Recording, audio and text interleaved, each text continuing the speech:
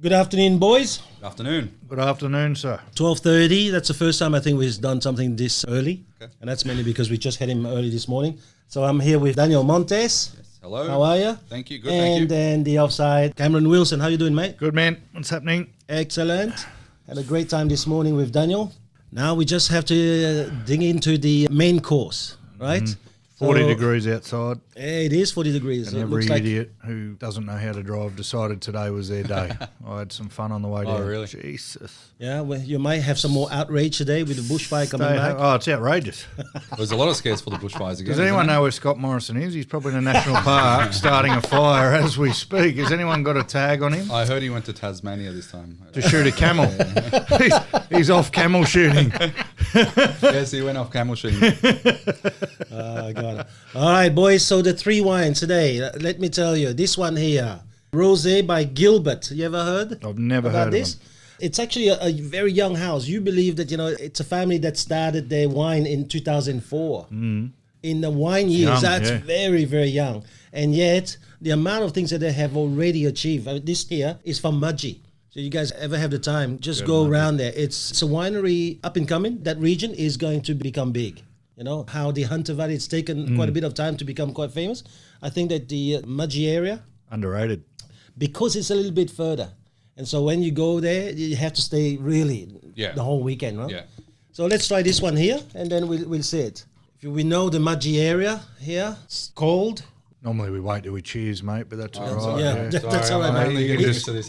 He's a guest. He's a He's guest, used to man. drinking He's a from a guest. straw. I'm a noob. Cheers, boys. Cheers, cheers. I told you, be careful what you're doing, man. You may not come back. It's actually very, very nice. Listen, 38-degree days, I reckon there's nothing better than a rosé.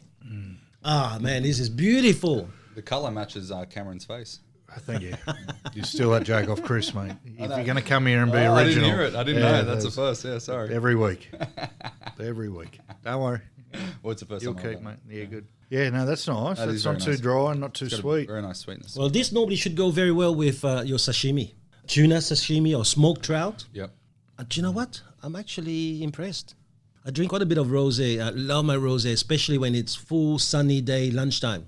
And I have to say, usually I don't like the rosé we make in Australia. It's either too fruity or it's got too much of either, Grenache or something else, But this here has got that kind of South of France kind of feel or taste to it, It's an amazing one. It's got a few different grapes. I'm just looking at the label. A bit of Sangiovese and Shiraz. Zinfandel. Anyone ever heard of that before? No, Infidel, you said? No, Zinfandel. We've heard of infidels before.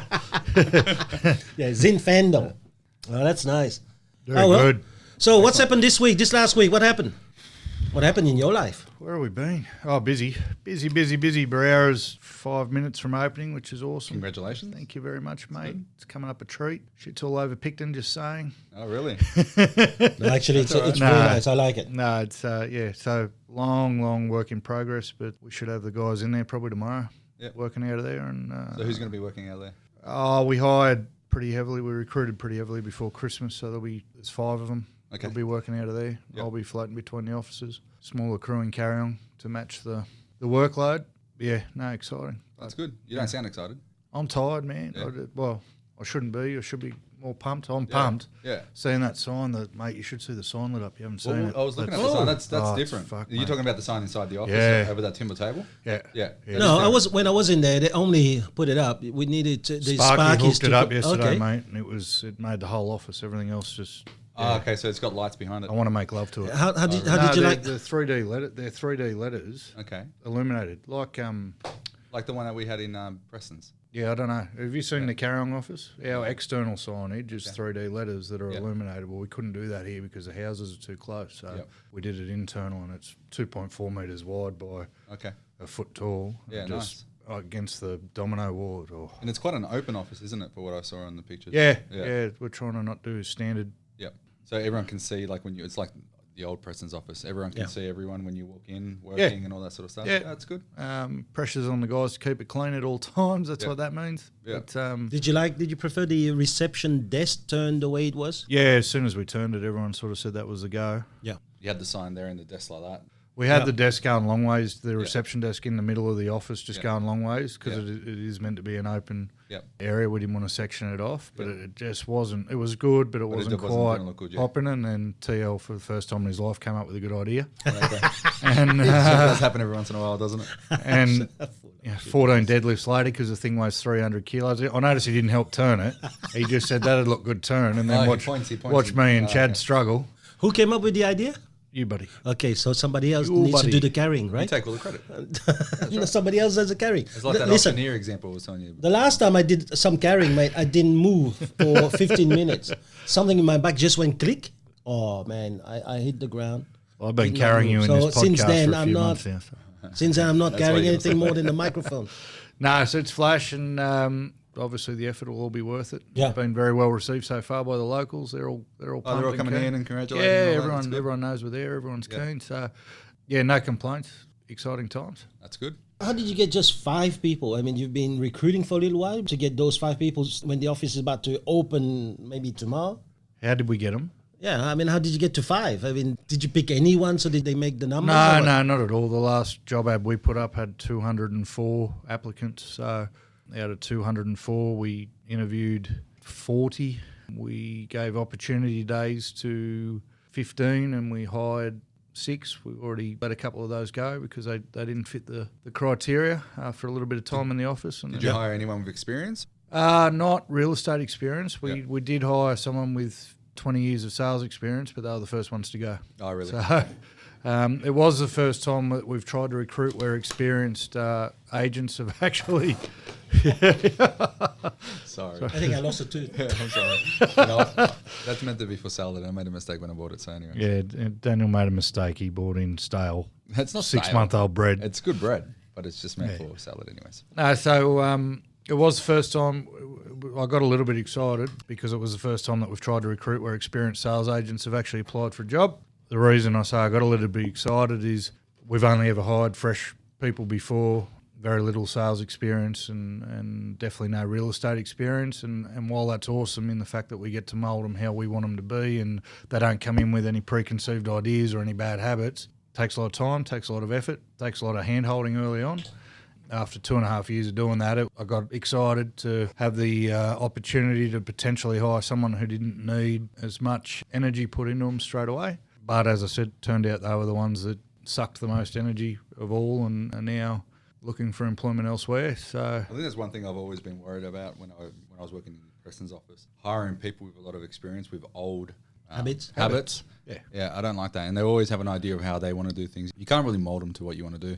No, maybe if they have that 1 year experience or 2 year experience in sales, maybe you can. Like we found that with Mark, for example, in our office, he had that 1 year experience and it still allowed us to mold him to the way we wanted to. Yeah. So, it's just you probably can still mould them, and I think you can. There's potential to teach an old dog new tricks, but the time that goes into that and the damage that can be done in the meantime to the rest of the team is where you got to weigh that up. And in our instance, it definitely wasn't worth the potential damage being done to the team or the business. We've spent a year or a year and a half with a core group from Hoang, and we've added that to now 5 freshies, and it's interesting times at the moment getting the new guys to match the culture of the older crew and the culture we've set. Would I recommend putting on 5 staff at the same time? Probably not. You want a couple or 1 or 2 at a time just to, horrible word, but indoctrinate them into the system and get them rocking and rolling as a leader and as a manager. Trying to meet 5 new people at once and match their personality types and work out what each person needs and then catering to that is a big task. I think we've done it as well as we could have. There's some issues there, some issues I had to sort out yesterday as far as culture and those newer guys meeting our standards. Yep. Let's make sure that we define culture, right? So culture is not being a cult. Yes. Right? Culture is a set of rules of conduct within the confine of the business. Yes. Okay. So here's my thing. You've got 5 now about to start in Barara. You've got your team in Carrion. Yes. What the hell are you doing, or what are you going to do to make sure that culture, that set of rules or conduct is not going to be broken when you're not around? Well, that was a conversation yesterday. Okay, mate, tell us, mate. Oh, well, we've hired, like I said, a lot of new guys. They're all young, very young. Youngest is 18 and the oldest of the new people's 21. very young crew, not long out of school in school terms. And then the other side of the coin is the guys that have been with us the longest. The youngest of them is 26, and then Darren and I are the eldest at 37. So there's a bit of a generation gap. There's a bit of, for the young guys, this is their first real job. This is their first career job. There's a bit of a teething period getting them to understand that they're in a career now. They're not pulling beers and they're not at Macca's. They're in an actual career. And it became apparent recently that while I wasn't around, as Thomas just sort of hinted at, that the office was getting turned into a school playground, both in mucking around, so to speak, but also bitchiness and mini gangs and all the stuff that goes on at school. That's something we won't stand for, and that doesn't meet our culture or our standards that we have for our business. So there was a very stern chat yesterday with all involved that just reaffirming what we actually stand for and what we'll accept, what we won't accept, and it's up to them now whether they take that on board and move forward, or the other option, which is never a good option. But we have a habit of hiring good people, and I think if you point good people in the right way and do our jobs as leaders and managers, then they should fall in line and uphold the jersey. What makes you hire good people? You say you have a habit of that. You get a good sense throughout the process whether someone's just a generally good person. Good's a very general term, but they've got to be nice. They've got to... So you're talking more in the sense of good people in regards to that culturally they are what you want. Their set of values. Their set of values, yeah. They're respectful. We talk about defining culture. The easiest way I've simplified it recently, and thanks to one of the greatest books I've ever read in my life, which we've mentioned on this podcast before, which is Legacy, which is all about the All Blacks. Yep. They've defined culture with the acronym HER, H-E-R, humility, excellence and respect. Those are the three things that we've got to look for straight away for someone who's going to meet our culture, because that's the culture we're trying to instill in the office. People who are humble, people who are striving for excellence, and overall people who are respectful. They're the three things that get broken straight away. That sets me off and sets my gut off to say we've got a problem here. It usually can be traced back to one of those things. So when I'm interviewing someone, when I'm getting to know someone on an opportunity day, you can just generally tell whether, to use, again, very general terms, this is a good bloke or this is a dickhead. Yeah. Sometimes people take a chance on the dickhead because the dickhead might have a long list of high skill potential to make you a lot of money. 20 years of experience in sales. 20 years of experience in sales. So you might, for a minute, ignore the HER. In my experience to date, which is limited. I haven't been doing it for a long time. Have you generally liked everyone that you've hired, or there's been some times where you're like, I don't kind of like them, but they have that. Every time it's been 50-50, it's turned out badly. Yeah. So you have to genuinely like them. Because yes. I went through the same thing recently as well, where I had someone on and I did not like him.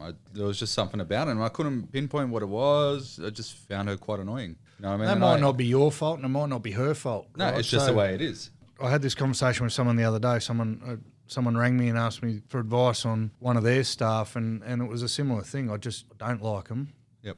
The way he was talking, I said, well, the decision's pretty simple, because regardless of whether it's his fault or your fault, the way you're talking, you're not going to be able to overcome that. You're not going to have a relationship moving forward, because that is always going to be in your head. So yes, I feel liking the person is a bloody good start, because we're in too small an environment. Like if we had 1,000 employees, could you hire someone you didn't quite like? What if they're a top performer? Oh, you're just going to butt heads, aren't you? Yeah, but you can put up with button heads. How do you know they're a top performer until they're in your office? I just had it. I hired someone on their skill and their resume and their strong personality, and I didn't give it enough time to work out whether it was strong personality or dickhead. It was too late. By the time they'd come in, I went, oh, shit, dickhead. And, it was a 4 or 5 week process to remove that from the office. But that's where you've got to decide. I guess the question you just asked is, does skill trump culture? Not a fucking chance in the world, man. Yep. Not a chance. I couldn't give a shit about skill. Seriously. No. Skill you can teach. So you can't teach someone to be a good bloke. You can help improve someone. I think you've got a line that you can only ever improve someone 20%. Yeah, but at what point do you blame yourself and go, maybe it's me and not them? All the time. Because that's the thing. Yeah, but no. If you begin by having the right people, really the blame on yourself, it's if you're a bad person, but then you wouldn't even understand the need to hire good people if you're a bad person. So I don't think that. I think then the blame has to be on the fact that you maybe have no procedures in your office, or that you really are not training the people. Yep. So I think that what Cameron's saying, which I agree with, The 80%, I think, of our culture problems would not happen if the first thing we look at is the quality of the person. Okay. If they have the wrong values, if they lie, man, they're going to probably subdue the need to lie for a little while until they get good. And when they get good, the lie is going to start coming out because people cannot help but be who they are. But there's also nothing wrong with faking it till you make it too. I mean, saying things that you need to say in order to get your way, to get into the business, and then working it out as you come along. But this is an where, asset in itself as well. But this is where also the quality, our skill has to be there to see, really, what is it, the tree from the woods or whatever it is. And separate the forest from the trees. You have to know, first of all, the values that you want. That will constitute the culture. Yep. Then I think that your job is really to look for people with those values. Mate, there's 20 million people in Australia. What, you mean you can't find 5 people whose value is going to resonate with the values that you want, but also the business values?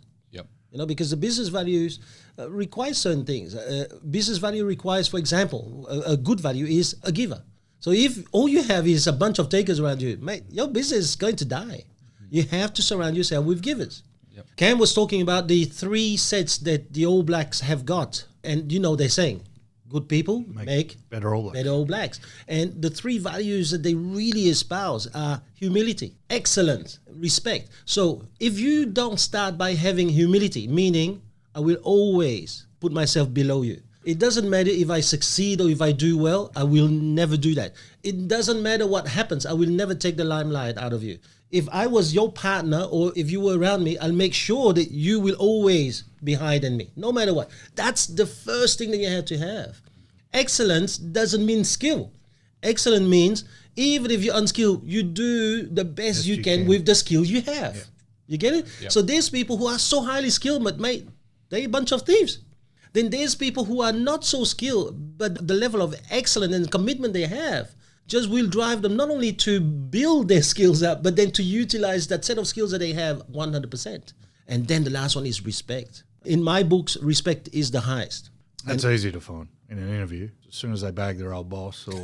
Yeah, 100%. That's, you know... I love asking people, you know, why did you leave? My boss was a fuckwit. Beautiful. See you later. Yeah, fair enough.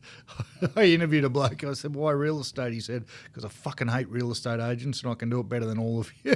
That was his answer. A grown man. Righto, mate. Talk to you later.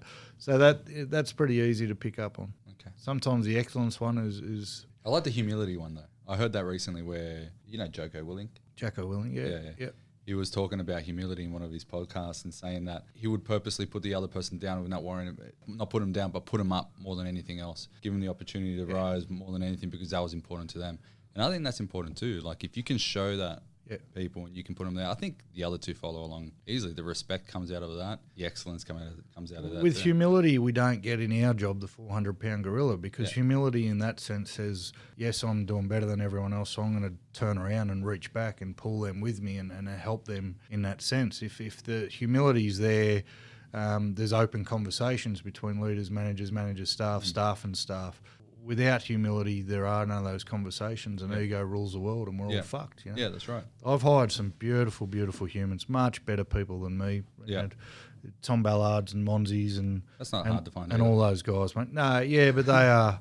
I had a beer with Mudgee over the weekend, and he's still just one of the greatest blokes you ever met in your life, skill-wise. And that was it. We hired him because, mate, geez, you're a good bloke. Yeah. And then it was my job to build their skill. Yeah. Okay, and sometimes I did okay, sometimes I failed, but God, we've had some beautiful humans in our office. Yeah. It works for us, you know. It works for the community. It works for the reputation. Regardless of anything, everyone knows that we're good people. You know, a lot of the feedback, oh, God, you do a lot of work in the community. God, you go above and beyond in certain situations. And if you're hiring good people, they'll always go above and beyond, not only for you, but for your clients as well. And then business is made.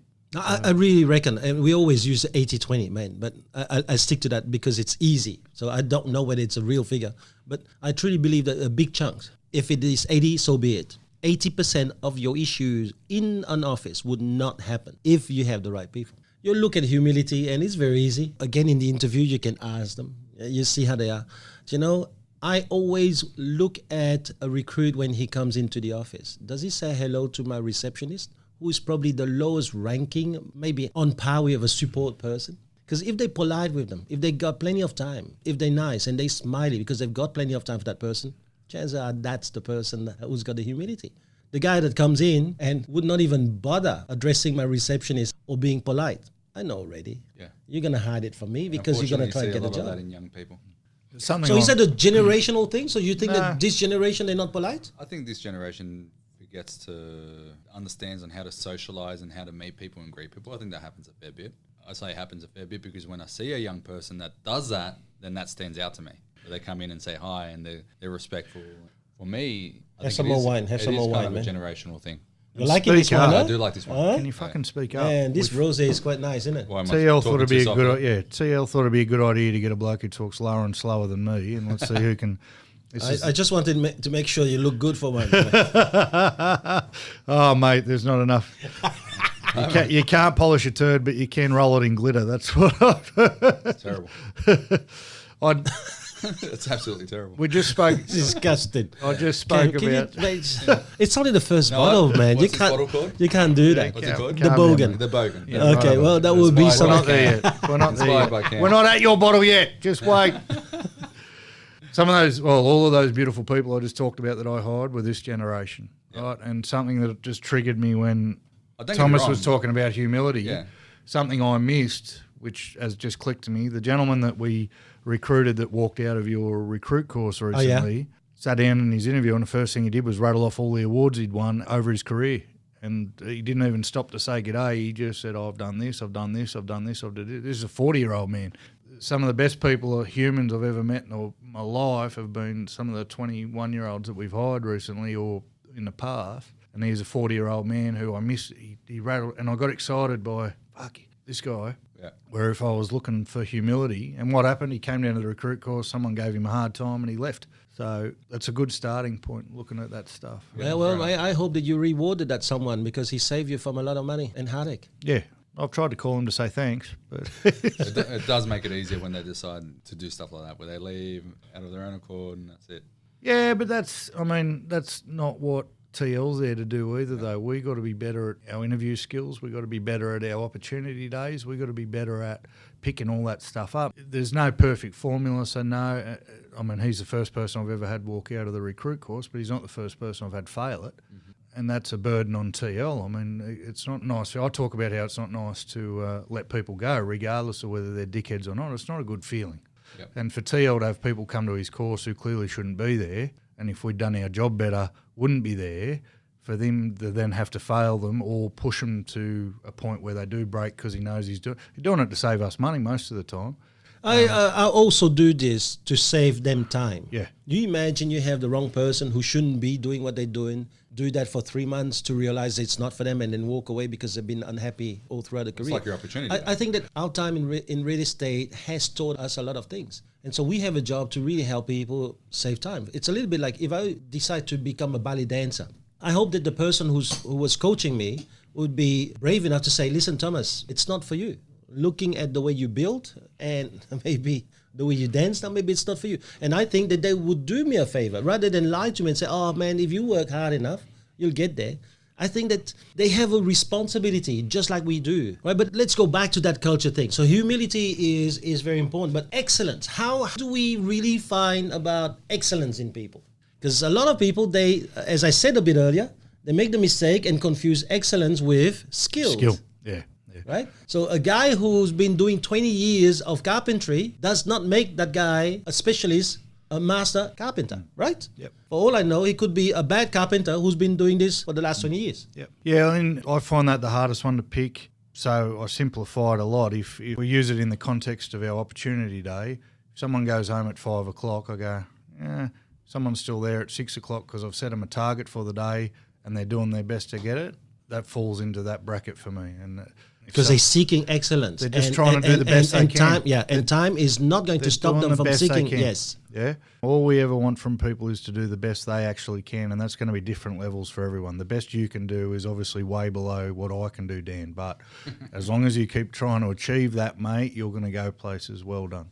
All right. But when we're trying to pick it in one day on people, it's simply that. We get them in at the start of the day. We say, here's a line, say it. Yep, you've said it. Now get on the phone and do it 150 times for me until you've spoken to that many people. And the ones that go, what time do we knock off around here? Okay, well, you're not pursuing excellence. The ones that are there going, I don't have a key. How am I going to lock up? We go, there's something in that.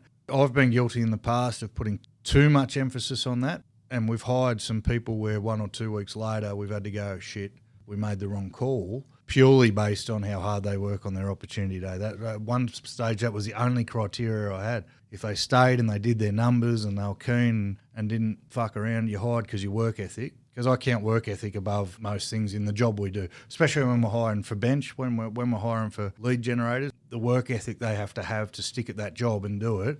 I can teach them how to say, just wondering if you know anyone who might be planning a move. You can't teach work ethic.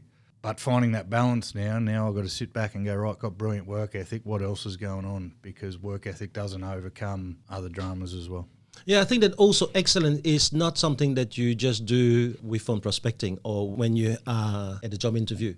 Excellence is something you do everywhere. I did a podcast with you a bit earlier this morning, and I think you had an element in you to do well. But I think that you found excellence when you did the gym.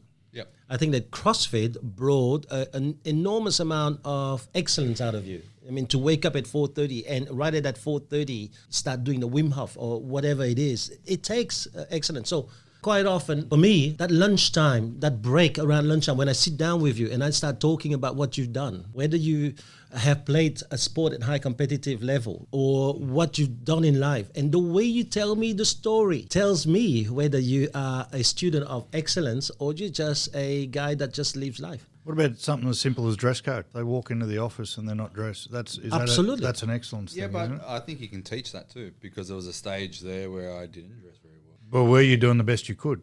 Or did you know you weren't dressing very well and didn't care? I think I didn't have a clue and I thought it looked good. No, but I'm sorry. You wouldn't turn up at an interview in a pair of shorts. It's very different for me because I've only worked at one place. So. No, I understand, but you still But I wouldn't wouldn't walk up in a pair of shorts. That's but right. there is a difference between, for example, if you're going to look at excellence properly and you're going to go, okay, does he really care the way he looks? And if you're really going to look specifically at that, is he wearing white socks? He just might not know. No, that is talking. Yeah. Maybe that is correct. I'm not talking about that. There's levels though. I've had people turn up for saying. interviews in skate shoes and their shirt actually untucked. Well, that's different, yeah. And that's not knowing. That's just... They might not have had that from their parents. And then they might need someone to mentor them through that on how to dress a bit better. They're not pursuing excellence. It depends on their age as well. Oh, you're going to hire a lot of people. Why are you giving a lot of excuses? Because he interviewed a guy I'm yesterday. very sorry. You invited the wrong guest. No. Listen, I'm not here to agree. I'm not here to agree with you guys. I'm here to look at it a different angle. The only reason you're saying it is because you hired a guy yesterday who that's a trait we don't need. We don't need people to disagree with. I'll sit here and I go, you're right. No. Right. We want you to contribute and say good shit, mate. Not just do the devil's advocate. I just feel that sometimes you hired someone yesterday that was wearing thongs, didn't you? I look at people the way they dress all the time. I've noticed many times in your photos you don't hem your pants. So, I'm not pursuing excellence. I look at that all the time. He's a boss, mate. That's a different thing. We'll talk about the culture of the boss soon. We'll talk about the culture of the boss soon. That's right. But, you know what I mean? Like, sometimes I feel like I might look into that too much. So, I think it's important to... We're not saying it's the be-all and end-all. What I'm saying, if we're trying to help people pick excellence, we're trying to say, how do we pick someone with humility, excellence, and respect? Yeah. Right? If someone walks straight into your office and they're dressed to the nines, okay, bit of an indication. If someone walks into your office and they're looking a bit sloppy, here's something I've got to dig into further. Yeah, fair enough. It's an indication. That doesn't mean... It doesn't mean you're out. It's an indication. 100%, mate. Yeah. 100% doesn't mean you're out. Yeah. I interviewed a guy in the last round of recruiting he had to be 170 kilos. Bloke was clearly doing his best to tuck his shirt in, but it wasn't going to happen. No. Buttons were still under stress and things were going on there that clearly were out of his control. And I'm not saying because he looks like that he doesn't have the job. That guy actually was pursuing excellence. He was doing the best he could, 100% in that interview. And when he left, I'm like, fuck, I can't give him a job for other reasons, but he's doing the best he can, that guy. So maybe I can help him elsewhere and find him work somewhere else. That's the difference. It's not a black and white, fuck, they're wearing the wrong shoes. I only bought a pair of RMs a month ago, mate. Before that, I was wearing $100 shoes from Lowe's. Williams, actually, Hush Puppies. So, yeah, it's an indication. Recruiting's not an exact science. It's never going to be an exact science. So what triggers and what indications are we looking for to dig a little bit deeper? That's what it was about. Yeah, fair enough. All right, so shut up. So recruiting is one way for you to make sure you've got the right culture. But what do you do now? I'm going back to my question. What are you going to do now to make sure? So, yes, okay, you've recruited some good people. But there will be time now where you're going to be in Barara. Yes. Then when you're not in Barara and look after something in Carryong, maybe the Barara office is going to start playing up. Yep. So what have you got in store to make sure that the culture is right, whether you're there or not? I don't want to use the word hope, but I'm going to use it. I would hope that the culture we've instilled within the core group, the guys that have been there for a lot longer now, are in a position where they will protect the jersey. Talk a lot about jerseys, and that's how I sort of explained it to the team yesterday. They'll protect the jersey and they'll have the respect for the jersey that if stuff's going wrong, they've been given permission to handle it themselves, or if they can't handle it themselves, they can come to me or find Chad, and we'll deal with it. But it's the foundation. So what you're saying is that in each office you will have people you can trust to oversee. 100%. I guess. 100%. The other thing I will be doing is I'll be present. I won't be there all the time, but I'll be there.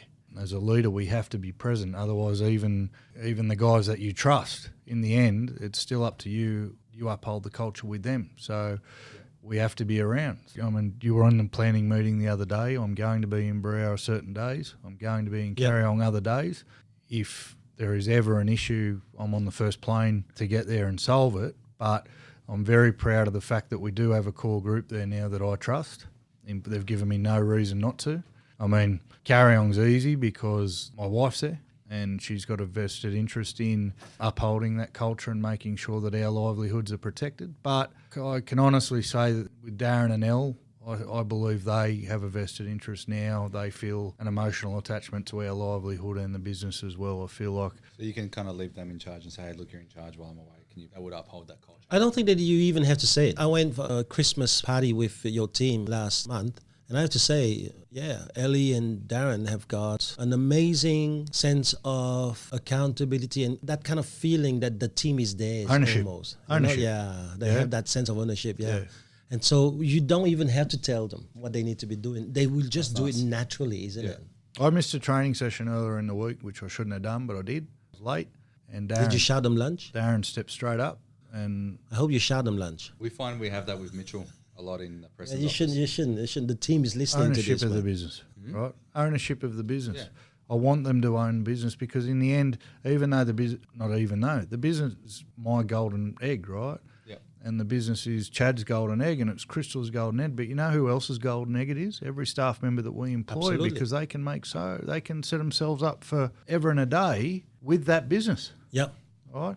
Now, if the business crumbles because of poor culture, they lose just as much as we lose. Yeah, but that's in itself is a point of culture. 100%. Right? For the team to really accept that, it's a culture that you have put into them. Yeah. So, when we look... Would you say it's something that you've created that way, or it's just because of the way you are, it just ends up being that way? Like, because sometimes I think it's just natural, isn't it? No, it's not so natural, mate. You have a look. That's why real estate is such a revolving door, because it's dog eat dog. I'd like to think that I created it, mate, and that might be ego or whatever, but... it doesn't just happen, man. Put a lot of time into being extremely transparent, involving, sometimes too much, involving people in a lot of decision-making process, being very open in the decisions I'm making, why I'm making them, feeling the staff out for advice on different bits and pieces before things go in a certain direction.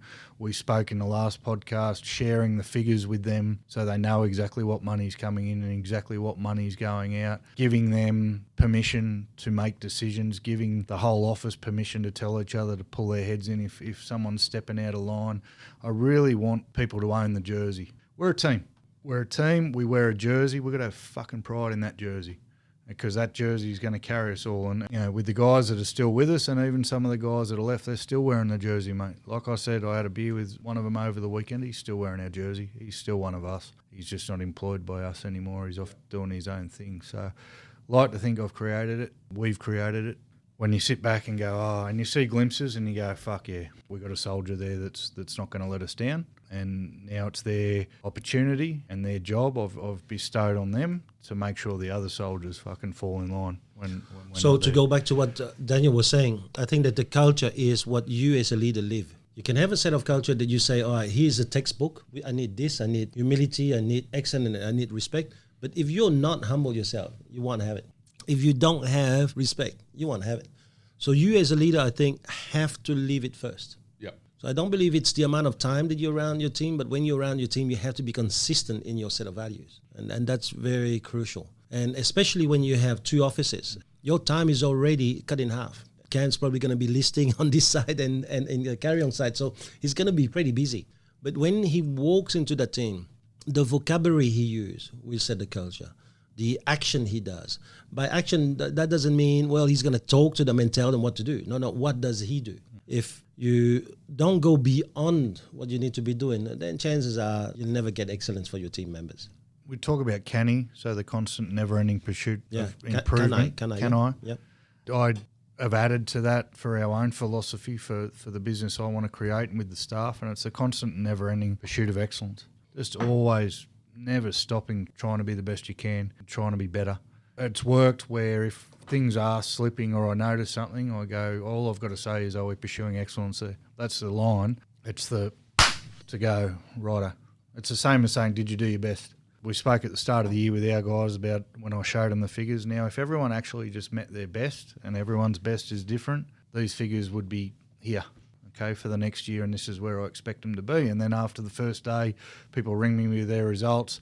Some I could tell had done their best. Some were a bit under. Did you do your best? And you could hear the on the other end of the phone. And the next day, numbers fucking through the roof, and that's how you start. Give everyone that mindset. Have everyone's back. I mean, we've got an unblemished record in our business. If someone's in trouble, we fucking do everything we can to save them. If someone's down, we do everything we can to pick them up. And it's in many different forms because there's many different generations, whether it be financial or physical or whatever. No one in our business can say that, fuck, they don't have our back and they wouldn't do anything for us. And because of that, I think we've got definitely a core group of people who would do exactly the same for us and have shown that they would. So. I think we're going with Cameron tonight. Yeah, I think we're going on Cameron now. So I've got something Cameron, I want to throw at you, but something? we need to open this one. Yeah, you can throw it at me afterwards. I'm going to throw it at you, bro. Yeah, good on you. You can't catch in on an athlete. Now, I'm outraged. It's Scott Morrison's fault. Last week, I bought a 2011 Cellar Aged Semillon from. Have we worked out how to pronounce Duilius yet? Duilius. Yes. Okay. And off air, I noticed they only did it off air. There was a lot of false accusations being thrown around that I might have spent more than the $50 required because the wine was so good. And what did I do today? Well, I went to a bottle shop near me and stumbled across a 2011 Cellar Aged Semillon from the same wine region, the Hunter Valley, from Mount Pleasant, a different winery to the one I can't pronounce. McWilliams? $22, mate. And as the attendant said to me, mate, you're getting that for a steal. That's probably why they've gone into administration. So this is a Mount Pleasant Elizabeth Semillon 2011 Cellar Aged from the Hunter Valley. That's crazy. Mount Pleasant is owned by the McWilliam family, who I've just been informed are going into administration and gone broke. So that name will never disappear, man. Yeah, well, hopefully this wine doesn't disappear. Obviously, McWilliam will, but how did that go pear-shaped? Have you got any more knowledge on that? Because they're probably one of the culture. biggest. No. It's one of the. If it's not, it's the oldest house probably in the Hunter Valley. Yeah. So. But the culture did not change, which is a very good point because culture must also change. The culture of 2003 when I first met you cannot be the same culture as today. No. You know, things have to change. But I think does the culture have the same foundations though? Does the foundations of that culture change? So we're in 2020 and 2030. Are we going to be saying that her no longer is relevant?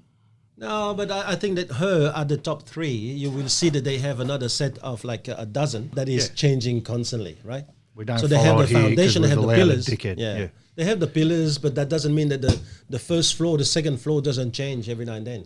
Let's test this thing out. Ooh, all right, let's test it. I like the color already, Cheers, man. Boys. I like the color. Cheers, mate. Cheers. He doesn't look in the eye, does he? I've only learned. It's like he does cheers. He looks at his wine. He's more interested in his wine. Mate. Doesn't look That's at people true. in the eye. I looked at you. I'll do it again. Have a look. Cheers, mate. Yeah, that's right. Cheers, Cameron. Oh, jeez. Oh, that's sex on legs. It is true. It's nice. I don't believe it's $22, but it's nice. We have to be careful because if we're cheating, guys, I can do that too. And there was Google it. I'm thinking what I'll do is I'll go back because I had one wine rack full of it. There's probably 20 bottles, and that Is it? I'm scared that if they're going broke, that might be the end of it. So we might go on. Yeah, I think we're mates, right? So Well, so you better let me know. Or when it depends comes on to the wine, there's culture, no mate. mate. I bought an extra bottle to replace the one I took last. No, I'm week talking to about save like the let divorce. me buy some of those I'll on that send rack. them down to you. There'll only be a 20% markup, mate. Profit, business, culture. All about Culture money. again. Yeah. So let me throw something at you. Yeah. I'm just going to play devil's advocate because until now, I thought it was Daniel's job. well, up until now, I've completely agreed with everything you've said. One of our biggest things and one of our 15 life qualities is association, and we've learned and heard in many, many seminars, protect your association at all costs. Yeah. So what if putting up that wall is the mechanism for protecting your association, and that's how they're seeing it? I can't let any toxicity seep into my environment because association is... We all agree that association is one of the most important things in life, yeah? The most important. Yeah, the most important thing. So throw that into the mix with not isolating yourself from people you think are doing you harm. What, in the Wiseberry culture? No, it can be anything. In life, but in the instance that we're talking about, people putting up walls because they think someone else in the brand is doing them harm. Yeah. Where is it okay to protect your association in that instance, and where is it not? Yeah.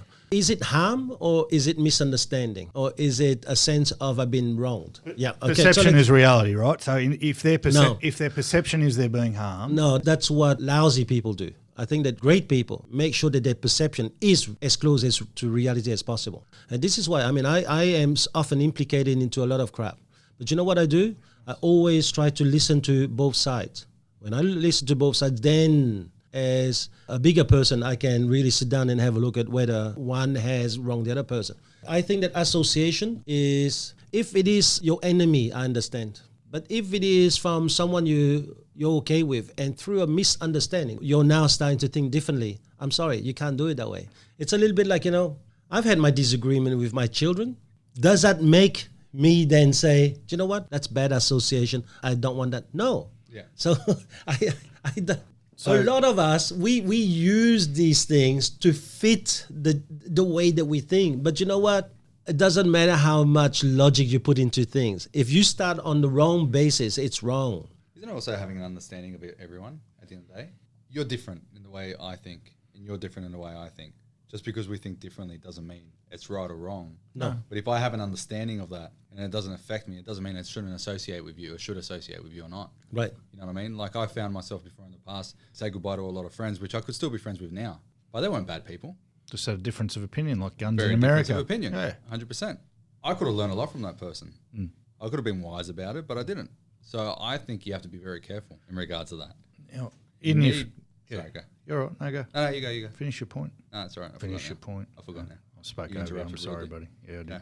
I apologise. Sorry. I hope you don't disassociate from me. No, I won't. because of- Anyways, I don't know how we got really into this, but let's go back to now an office that needs to have that culture. So let's imagine now, I get that. I hear that you're saying you will have people that you trust in each of these offices. What I was going to say was along the same lines of association, along what Are you going back there, man? sort of what Dan was saying. I just wanted to finish off. If it was your family, right, you give them 497 million chances before you may even consider cutting them off, yes or no? Like your daughter. If it was my daughter, I'll give her an infinite. Yeah, well, I number. picked a big number, Yeah. right? If we're all wearing the same jersey, we need to potentially put more effort into trying to either save, remedy, or maintain that association, yeah? We can't cut people off as quickly as we I don't think it's just about the jersey. I think that we are all wearing the same jersey. We human beings, man. Yeah. I have sat down with people who had nothing to do with my jersey, but I still try my best to help them become a better person. I think that the minute that you go there, that's the minute that you say that your virtues have got real small limits. Let's put it this way. I'm not religious. Even though in my younger days I used to go to church every Sunday around 6 o'clock, because at 6 o'clock I could see people who were real, the givers. At 6 o'clock in the morning, the priest was just talking to 3 or 4 of us. And I say I'm not religious. And yet I meet a lot of people who say I'm religious. I will do what's right. And I don't want to get into too much into religion. Some of these people are into religion. And then they walk out and they have totally different rules. I disagree with you, so screw you. I'll fuck you. I'll do this. And then they put their religious jersey on and it's perfect. And please God, forgive me as I forgive others. Are you serious? Why am I going to that extreme? Is that, listen, it's fantastic to talk all the crap. Are you an agent of change? Are you who you are? We talk about culture being who we are so that the office can be what we espouse it to be, because there's no point being at the home who we are and then going to the office and exude a totally different set of virtues that shows that, we're totally different person, because you'll become schizophrenic, right? So or a Gemini. What we want to do is to create a business family with the same virtue as we have our own family, or as close as possible. Makes life much easier. Absolutely. Personally, man, I've been listening to you now for the last 20 minutes. I don't know where you're getting at, but all I'm saying is, no, that's not the kind of guy that's got virtues. To me, that's the kind of guy that's got insulation. That's the kind of guy that's got, this is my rule, this is how I do it, and then he will die by his own sword. I do believe that people like that will probably suffer the same fate, but inside their own walls. So the foresight needs to be, again, going back, we're all in this together, so lift each other up and understand the bigger picture. The situations we're talking about, it's people stuck in a chasm, in a bubble, and isolating it. If the culture was to pick everybody up, not just pick and choose who we pick up, if your only motivation is money, or if your only motivation is success, or if your motivation is only doing the best by your family, 26 officers helping to do the best by your family is only going to benefit them. Yes?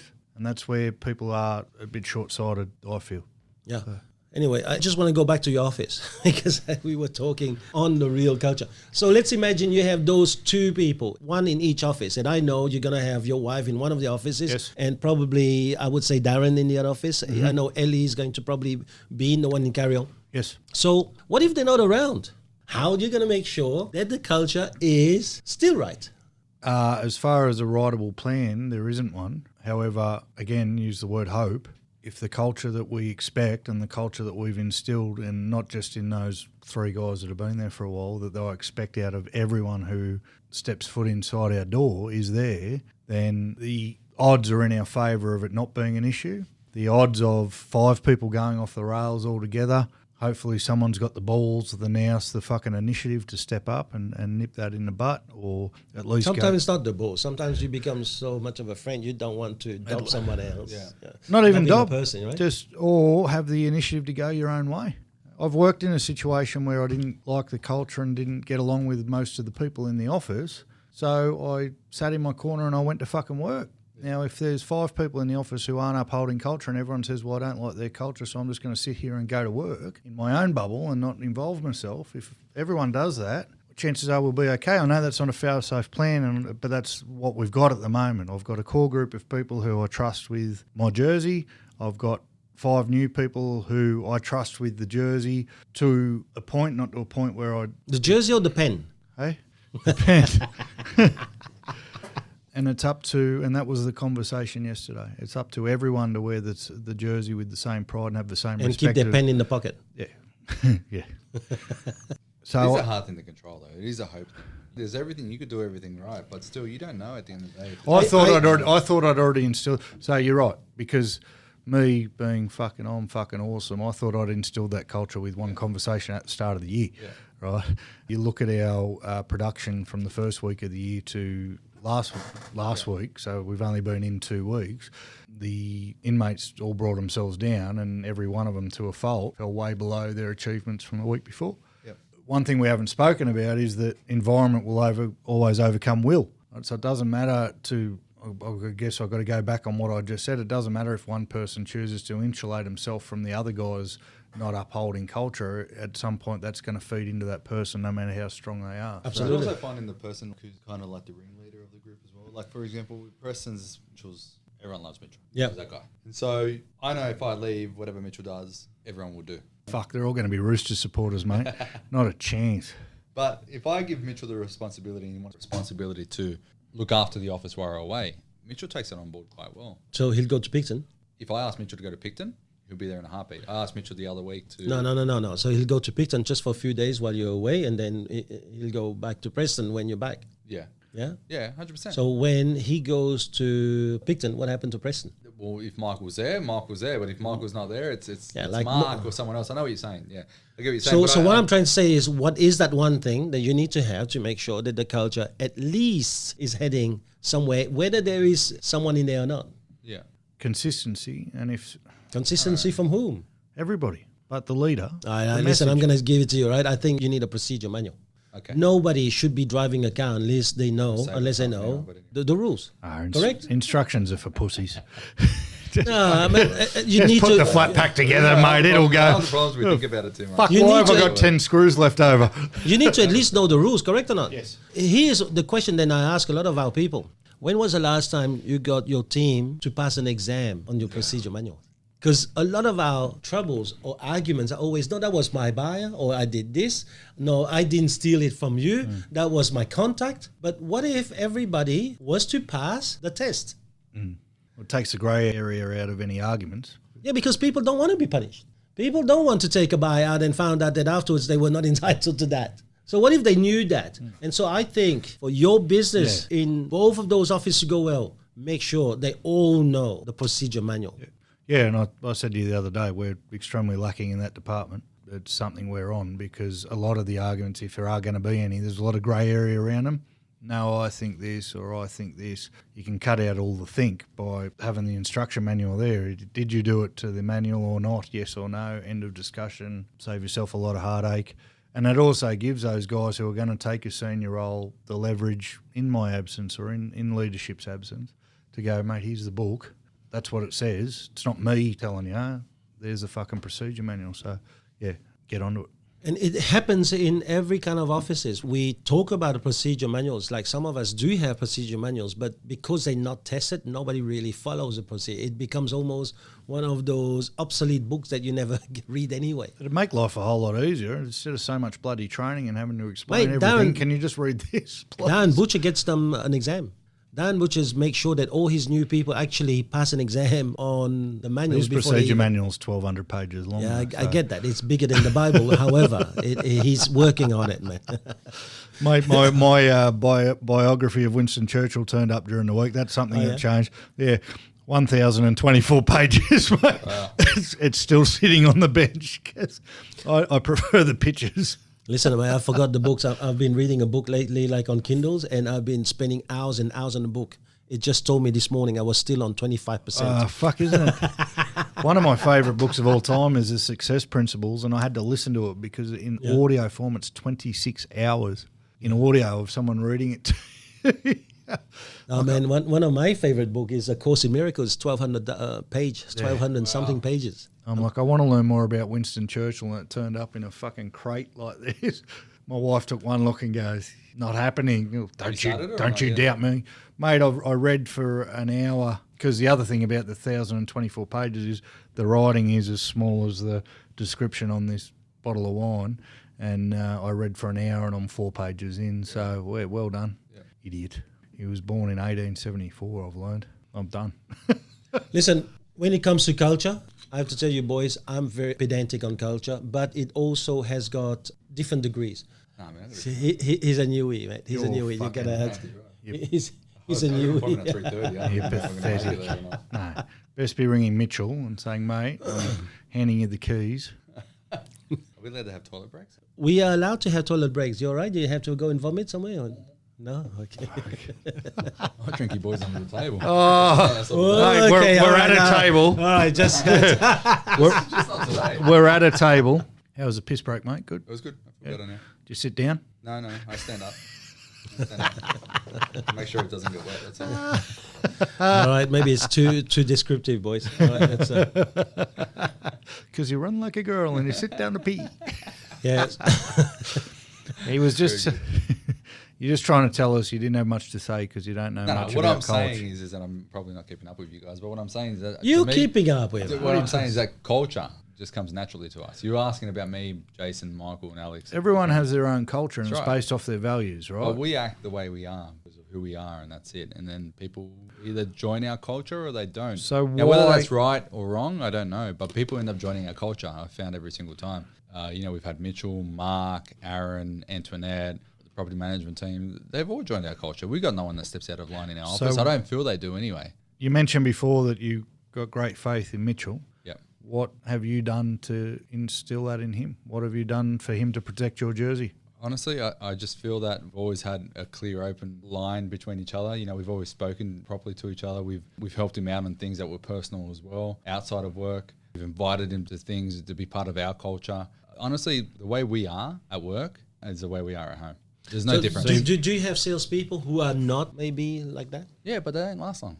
So does it mean that we're going to build a revolving door until... No, but we have people who've been with us for a long time too. Do you treat it might be the fact that it's just a natural selection for them, for us. I understand. So I think that this is why the point of culture is very simple. Like, someone who's got 30 people like Darren Butcher can have a culture. Now, whatever culture there is, but can have a culture so that 30 people can still move forward as one. Yeah.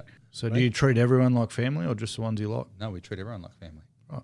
100%. There's no one that's He's saying that because of the podcast. No, I'm not saying because of the podcast. You shouldn't ask him shit like this. We treat everyone like family. Look, I went through a transition. No, he said some people. I went through a transition where I opened up my new office. And he could give a shit about it. I spoke about it before, where I didn't treat people like the way I was treating people in Preston's. You know what I mean? Because it just wasn't in me. I didn't feel it. You're going to hang out with these people all day and you're going to pay these people 100%. I agree with you. I'm not disagreeing with you. So I just had that feeling where I didn't have that connection with them. You had to shake the cobwebs. So why'd you hire them? Sorry? Why'd you hire them? Because I thought they were good at the time. No, you just want someone to prospect for you and you'd take whoever it was? Yeah, that's true. So you're saying that you were going for skill, not her? Yeah. So, yeah, it was mainly based on skill. And so I thought, okay, well, if I have numbers and people making phone calls for me, then it takes away a little bit of what I have to do in regards to that as well. And it gets me out to more doors.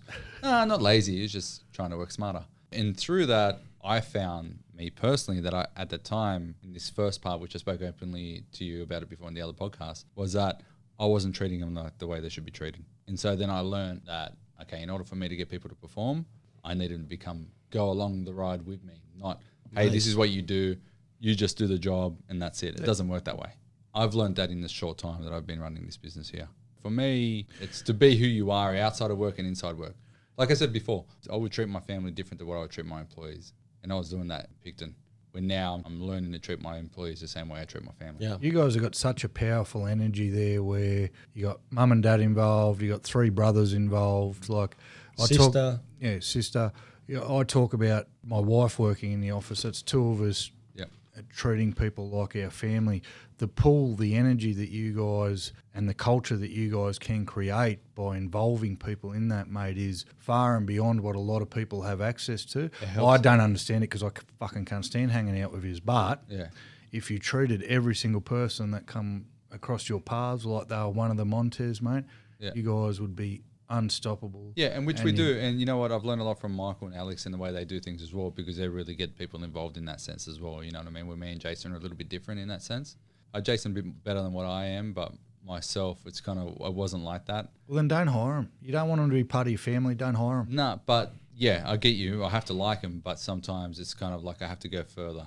I have to like them, but then I didn't say like them. I said if you don't want them to be part of your family, right? There's people I like, won't invite them to my house, right? When we're hiring people and we're working in such a confined space and small business, it is family. First thing we say to any new recruits, you are now part of our family. We will do everything to have your back and do everything by you.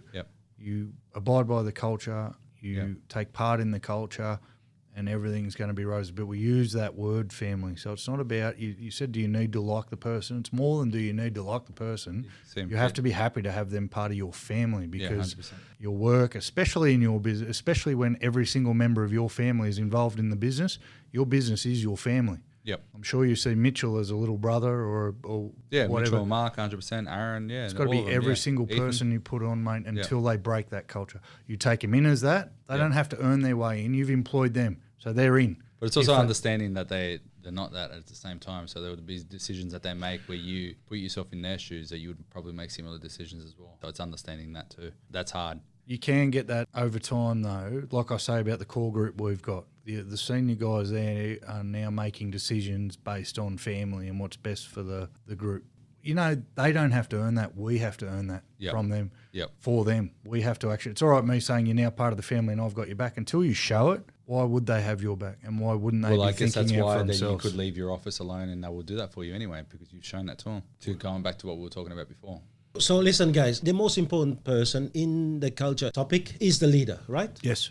What do you think we have to do as leaders of each of our businesses in order to make sure we not only strengthen our culture, but also improve our culture? Because we the lawmakers, we also the police. But because things change, culture changes.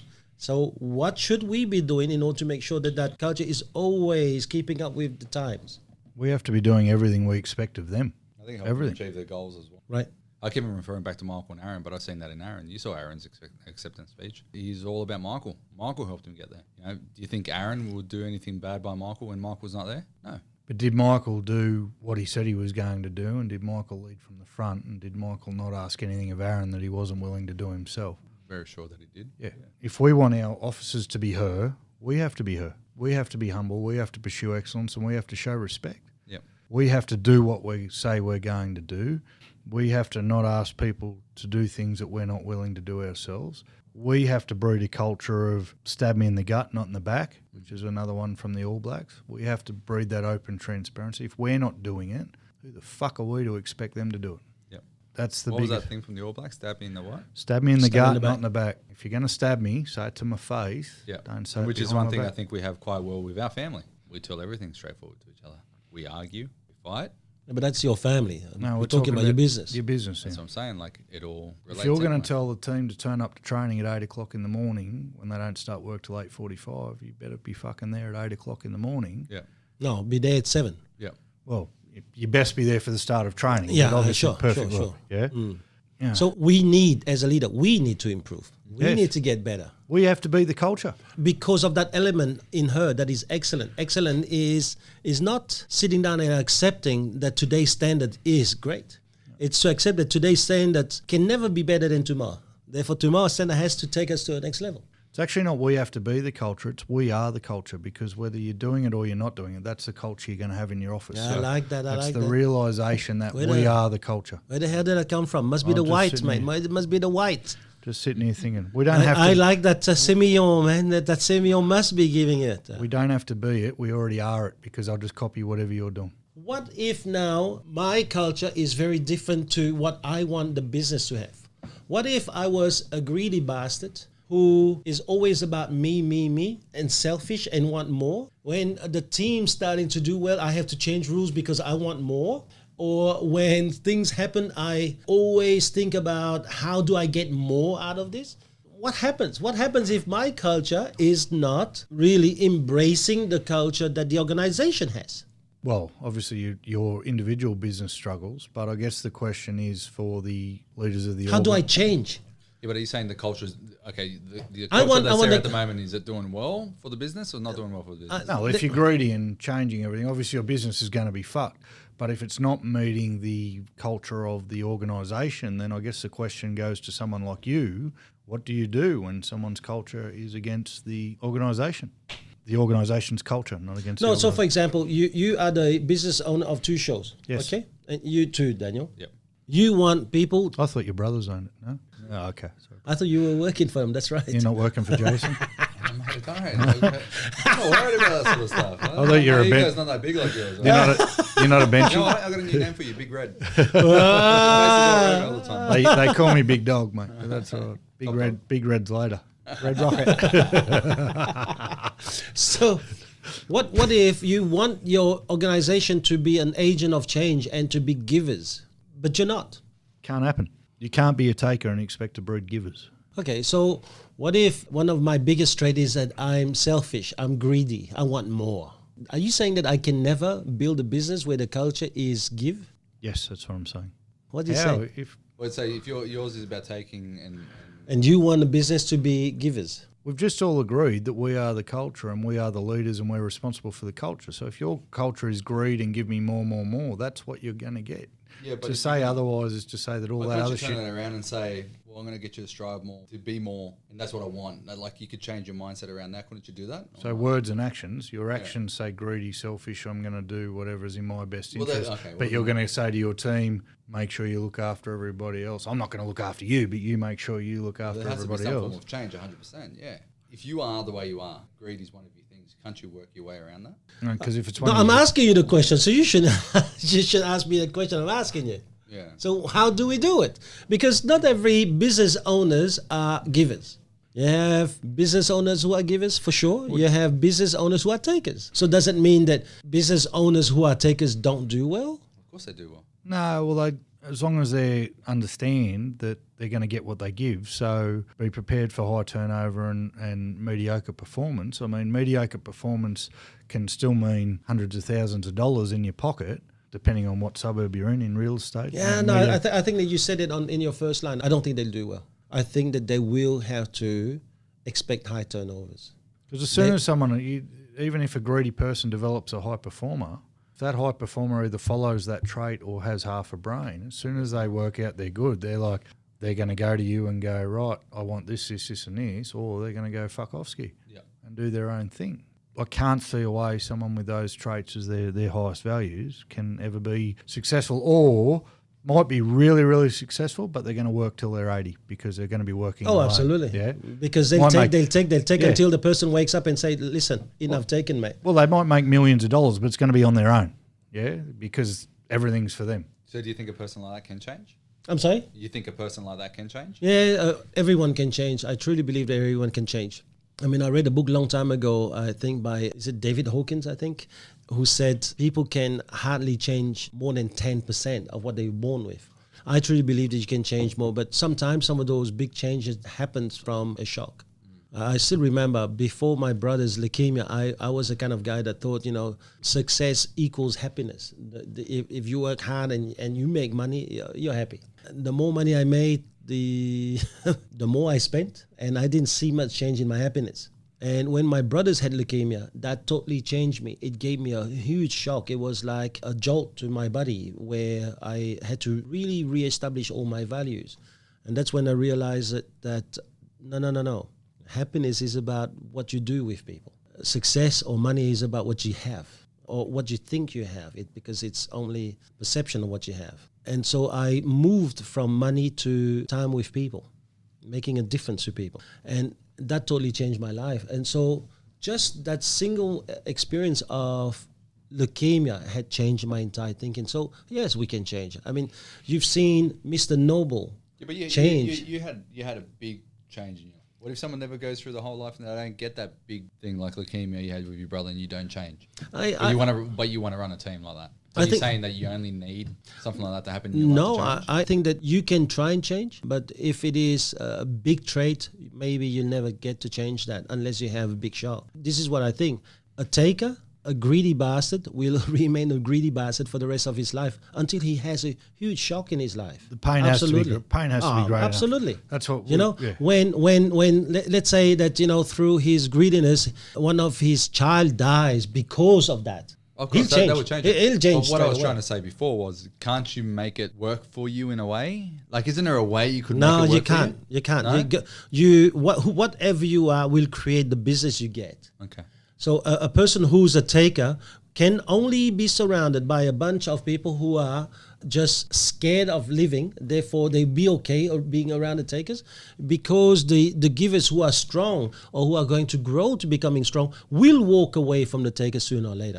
And so at the same time, the taker doesn't have to have a dramatic thing happen in their life. It could be just a click where they go, okay, well. Or really. I don't believe it, man. So if you came across someone who was a taker and they wanted to run a business, you wouldn't take them on? I didn't say I wouldn't take them on, but because my inner belief is that I can change anyone. Okay. I'll take them on, and that becomes a quest to change them. Just very much like, earlier when we did a podcast, when you look at a staff, you don't look at a person. When you look at the dumbbell that you have to lift, you don't look at that. You look past that. You look beyond that. It's like when Viktor Frankl says that that was his famous psychiatrist who went through Auschwitz. And so the difference between the Jews who died in the camp and the Jews who survived is that the Jews who survived didn't look at the pain they had while they were there. They look beyond the pain. Like you look at the dumbbell as the health that you were having.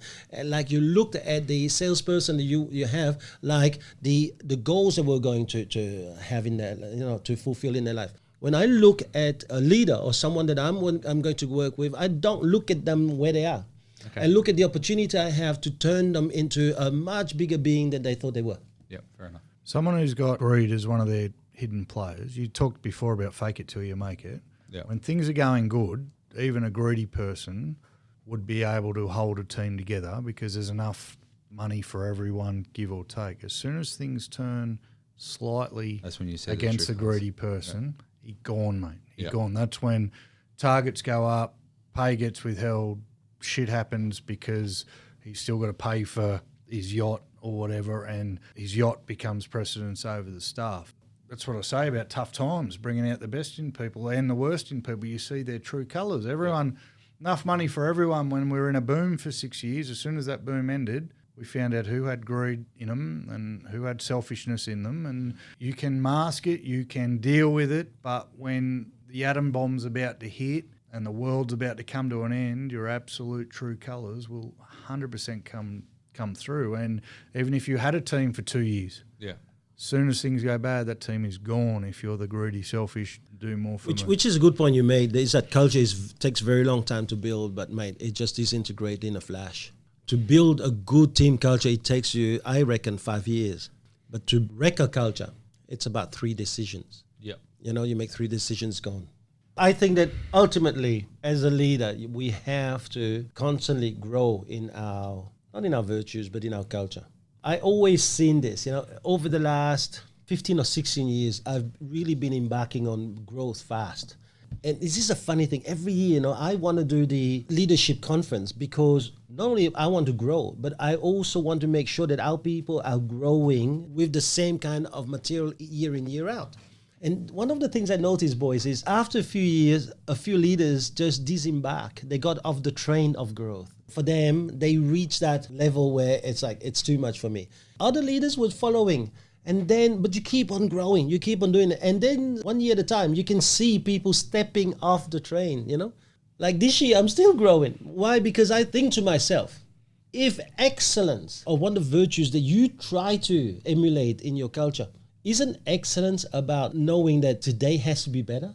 Therefore, you have to improve, you have to read more, you have to learn more, you have to do more, And so I think that if you are going to be a person who is policing culture, you must improve. You must be the first person to do CANI, C-I-A-N-I, right? So C-A-N-I.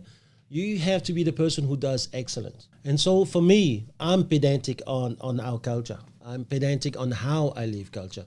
And even more than that, I'm pedantic on the people who are very close to me to uphold the highest level of culture. I'm not interested in, I tried and I stuff up there, or I stumbled there. I'm not interested.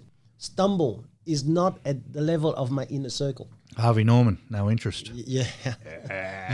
You have to go higher. And I think that a leader who does that will always improve the business. I know a lot of people who listen to this aren't the leaders. Yeah. So what about someone we employ who isn't happy with the culture in the office they're in? How can they affect change, or do they just leave? Can they change? Can they affect the culture in the office? Ultimately, it's up to the leader. We all agree that. Someone who's got great culture, regardless of whether they're happy with the culture in the office, will feel a sense of loyalty to the person who employed them, will feel a sense of loyalty to that leader. Can they change the culture from the inside? I believe they can. For example, if I walk into a team, let's just say they muck around a lot. Their head's not in the game. They get results, but they could do a lot better. And I come in and I look at the team and I go, you know what, they could be doing a lot better, but they're not. I don't want to be involved in that culture in regards to the way they muck around, but I do want to be involved in this team because they are a successful team in the area. If they put their head down and they go to work and they lead by their own example, let's just say making that extra 50 calls will get them the extra appointments and will get them the extra listings. If they prove that by their actions, then I think they can change your culture. They can change your culture though, because you're the leader, you're the boss. So you have a staff member come in, who's not happy with the way you guys are running things, and says, "I'm going to do something about it. I'm going to take over training the team. I'm going to do this. I'm going to do that." Does that change your culture? If I get someone that comes in and they're passionate about changing things for the better, then I think there's nothing wrong with it. But if your culture's shitty, you're going to think their changes are for the better, or you're going to think, "Sit down, shut up, know your role." If they come up to me and they see a fault in my culture, which I never noticed before, but then I kind of pick up on it, then I think there's nothing wrong with it. I think that's right. I think it's a good thing. I think if we're going to have an open relationship, we should be able to talk about that. Yeah, but that's you. So my answer probably would be different. If you are the kind of person who does believe in agent of change, then you will change. Yeah. Because you are going to welcome the agent of change in your life. If you don't, then you won't. I think it's going to be a reflection of the culture that you have already. And quite often then when that doesn't happen, what happens? And it happens all the time. This is what I said to you earlier, and you said the first, is that if your culture is not right and it's insular, you're going to be a revolving door kind of business. People are going to hit you. They try and make a change. They can't, they leave. So what would you say to that person then that might be sitting in an organisation right now where they don't like the culture but they feel loyal and would like things to change? Are you saying to them, all hope is lost, go find somewhere else? Who's that? Is that a salesperson you're talking about? Yeah, or it's a leader? a subordinate to a leader. No, so take leaders out of it. We've all agreed that leaders should be leading the culture. Yeah. Right? But you go for an interview, you're all excited to start your career and you land in an office where you're there for a couple of days and you go, oh, fuck, what have I got myself into here? A couple of days is different. Toxic culture. No, but toxic culture and you go, oh, well, one, I don't want to throw away a real estate career. Two, I don't know whether it's me being silly or it's actually a bad culture. But then over time you work out, no, the culture is fucked. But these people are still giving you a chance. You still don't know whether the grass is greener on the other side. Can you affect the change, or do you go, I've got to be elsewhere? If you have listened to my podcast with Chris Zinola when he was actually having a glance into my background and my life, I was there. So I walked into an office where a guy had a Mickey Mouse on his tie. I was working in... You saw lunch. No, I saw a culture that was really bad. And not only I made the change, I became the manager of that business. And so, yes, I was an agent of change. But just like what Daniel was saying in his podcast, I looked for the lesson beyond the exercise. When I walked into that office, yes, a lot of people would have said, oh man, this is not for me. This culture is not right. I'm going to walk. I think that's a cop-out. Stupid people.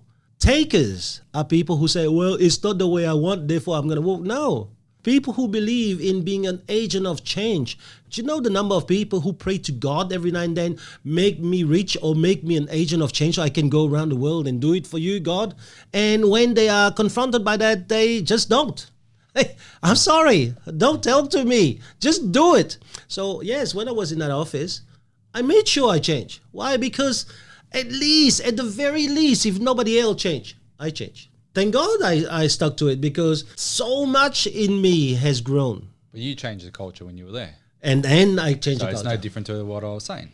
That by you being different and changing, you changed the culture yourself. You stuck to it and you believed in it, you moved in and it changed all on its own because you changed it.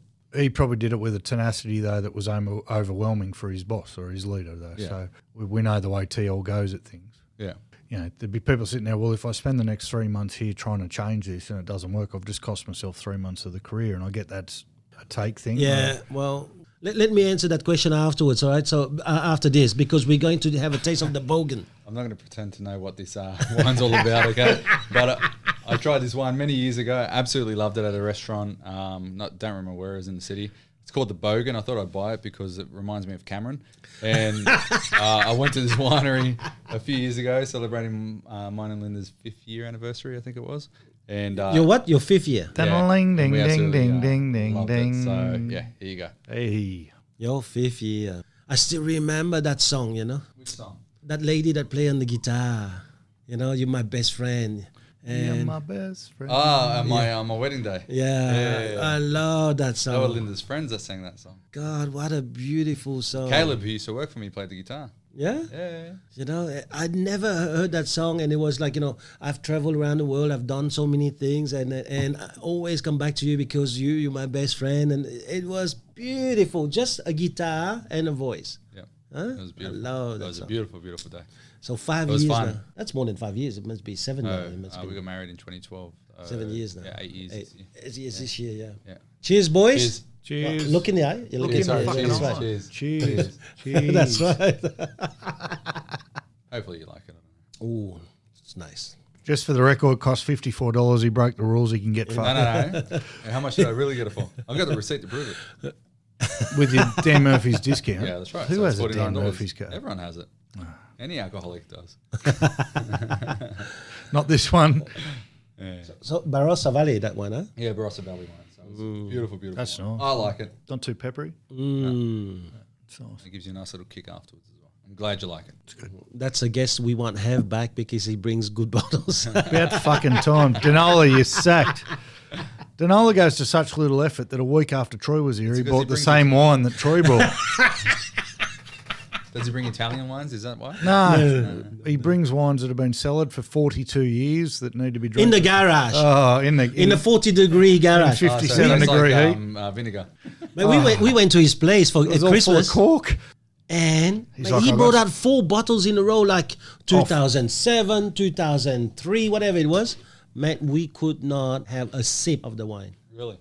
The Chardonnay looked like you hadn't drank water for 3 weeks and then you tried to take a piss. That's what my old was man that does. brown.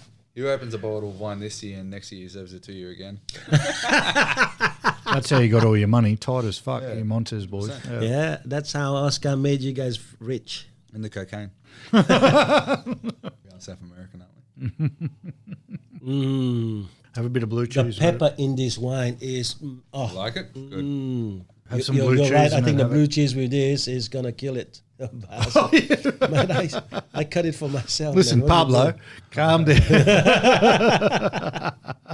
All right, you might as well take this one here. Big No, one. I'm good, mate. I'll just add some. I'm good. The Bogan. Well, listen, guys, we've done a good way around culture. I think that this is a good thing. So I'm going to go back to your office here now.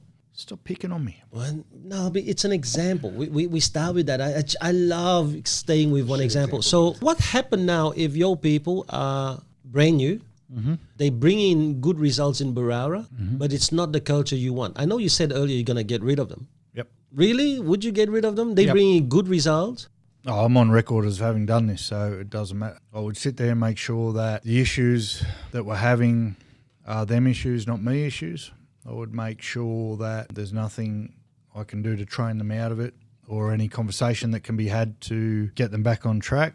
If my gut still tells me that it's a cultural issue that can't be fixed, then unfortunately the taxpayers have got someone else they've got to support. I can't and won't deal with it. I won't tolerate it because there's always someone else who can knock on a door and ask, are you selling? Which essentially is what we're doing, fucking hour in and hour out every day. I won't put everyone else that I employ's livelihood on the line for that because that's how damaging it can be. And I won't live on the hope that they might be able to bring me $500,000, so I'll piss everyone else off because of that. I just won't. And someone asked me... Sorry, what if a salesperson like that took you 6 months to find and you finally reach a stage after 6 months where they're doing well? It took 2.5 years for me to find someone who had an extensive sales background, a strong personality, and I didn't have to hold their hand. I sacked them after 4 weeks. Someone asked me at last Kickstart or used me as an example in front of somebody else, said, I know that if Cam had $1 million performer and they were being a fuckwit, he'd sack him, wouldn't you, Cam? And I said, well, don't use me as an example because I've never had $1 million performer. I don't know. Yes, all righteousness and fucking holier than now, yes, I'd fuck them off. But until you've got someone putting $1 million in your pocket, you don't know whether you would or not. We had someone who could have potentially brought in at least half that or 3/4 of that, and I'm proud of the fact that I didn't jeopardise the team because of it and won't do it again. Do you think you could run a culture where it's like that, where it's like it's a bad culture where everyone's just ripping each other off, but it kind of just works? Can that happen? Yeah, absolutely. If you put all sharks together, they can still survive. Yeah. So the weaker shark will get killed every now and then. There's a why not? But do we want to live in this kind of environment? There's a franchise. But if it is what it is, and you're that straightforward where you go, this is how it is. If you like it too bad, at the end of the day, I'm the boss. You can't overrule me. I'm the king. There's a franchise that operates if you want to be an that ass way. like that, Yeah. No, you get what I'm saying, right? There's a franchise that operates that way, and they just they're on the record as saying we just use them up, chew them up. Once they've hit their use-by date, we fuck them off. I'm not saying this is right. I'm just devil's advocate. Overall, is the owner making a lot of money? Yes. Has he been through 450 staff in the last few years? Does he care? Probably doesn't care. So if he doesn't care and he's gone through all that stuff, then what's the big deal? Is it sustainable? Because Well, you it know seems what that way. happened. How long has it been successful? How long has this team? Because you know what's happened, mate. Even though they're the biggest brand going around, their Google rating now is 2.6. Look, right? I don't know if I should say this on record, but there's an office in my area where, well, I won't say his name, so I guess it's okay. But what's the initial? Huh? No one likes him. Yeah. You speak to people who've dealt with him, no one likes him. Okay? He's an absolute arse of a person. But guess what? People still list with him. Once. And it's still... Once. Nah. people still go back and listen. It's the oddest thing I've ever seen. I've never seen this before. People go list with him. He's an arrogant bastard. Buyers hate him. Buyers who've bought with him still list their house with him and sell with him later on. That's because he's surrounded by people who can't play. Or people are full of shit giving you the bad feedback. I put a guy in. No, but see, like if listen, think about this. I've never heard a good feedback. Listen, I'm going to ask you this question now. Yeah. If a Darren Butcher was in there running the show, Darren Butcher would do well. If a Cameron was in there doing a show, everyone would if do an better Abdullah would be there doing a show, would this guy be in trouble? Absolutely. Yeah, he would be. Yeah. So what I'm saying to you is that Look, in the absence of someone good, a better option, a shark will always rise to the top. In the absence of a better you option. put good people in there, mate, the shark's gone. And the reason we're talking about culture is, listen, 2-minute sharks going in to make a few $1 million and go, absolutely does work. But that's not what we're about. What we're about is, and which is what you're about, how can I create a business that when my daughters, like the 3 daughters you're going to have, are going to be playing netball or any sports on the Saturday, I can just can be there for them. You know, that's what we're talking about. What we're talking about is when I have people working around me, I have made their life better than if they were not around me. I think you have to start from some kind of premises. Yeah. If the premises is I'm going to just screw everyone so that I can make the big bike for myself, you don't need the last hour and a half of podcast.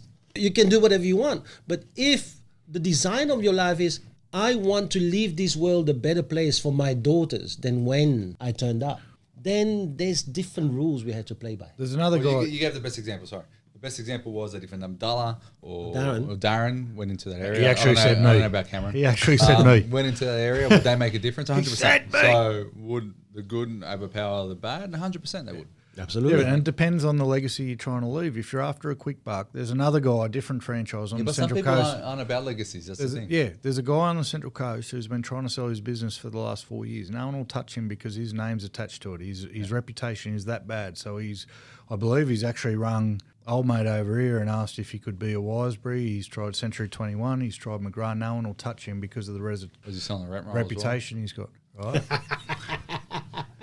The bloke's stuck in his business because he can't sell the fucking thing because of exactly everything we've talked about. I've interviewed staff of his. We've actually employed one of his old staff. The same thing at the moment as well, where we can buy a rent roll, but we know what the guy's like, and it's like there's no way we can buy the rent roll. We've just employed one of his staff, and as soon as someone comes to an interview with me and says that name, I go, "Oh, fucking hang on." Yep.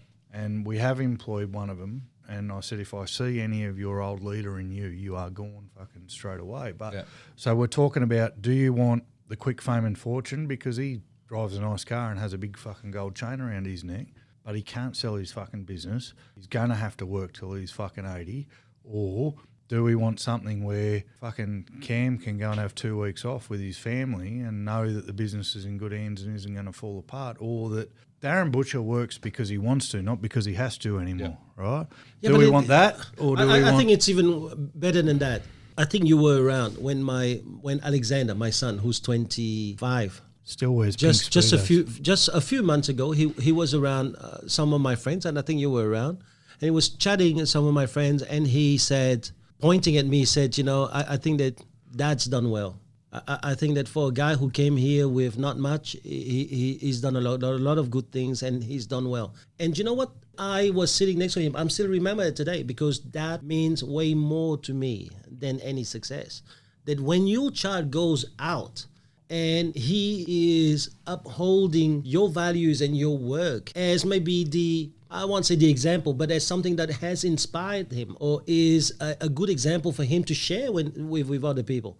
That to me is way better than anything else you can earn. Yep. And when I heard that from my own son, and I think the other person said, "Oh yeah, absolutely." I think he is Alexander. Mind you, he was pitched, so I don't know whether it is truthful. But when Alexander comes out and say this to me, mate, there's no money, there's no ticket you can put to this. And I think that when I talk about culture, that's what I espouse to, is to do things not for yourself, but is this place a better place because you're around? Is this place that you live your kids the legacy that you want to live?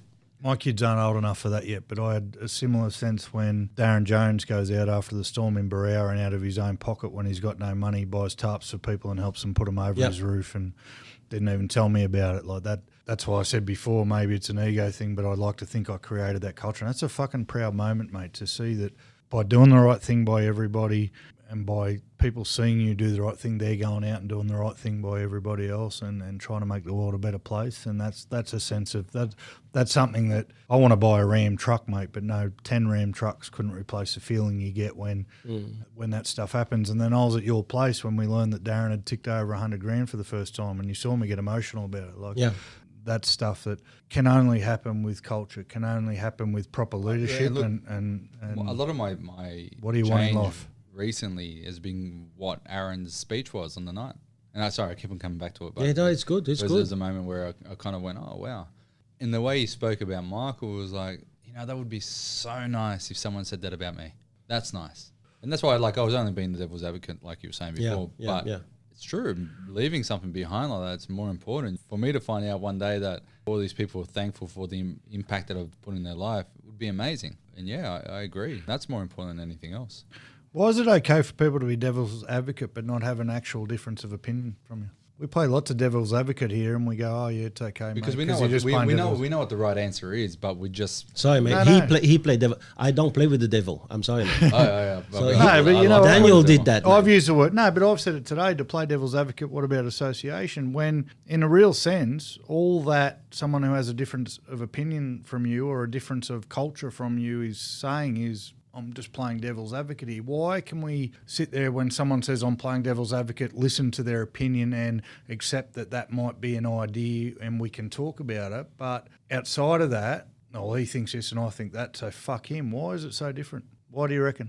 We talked about before, we have to be open to other people's ideas. We have to be open to two sides of the story. By us playing devil's advocate, that's exactly what we're doing. Yeah. But out there in the culture sense, we're talking, he says something different to me, so I'm not talking to anybody anymore. Why? What's the difference? It's your association, and I think also it's a question of maturity. I think I was like that. If you really knew me back in my younger days, you would have seen. Still have your moments. I don't have my moments. I was like that, but I think that as you mature, you realize that the walls don't fix things. It is an exchange. We are real estate agents. We don't just sell houses, we move people. And only a better understanding of people will allow us to do a better job with our clients. So where's that better understanding with people? Well, understand the other person.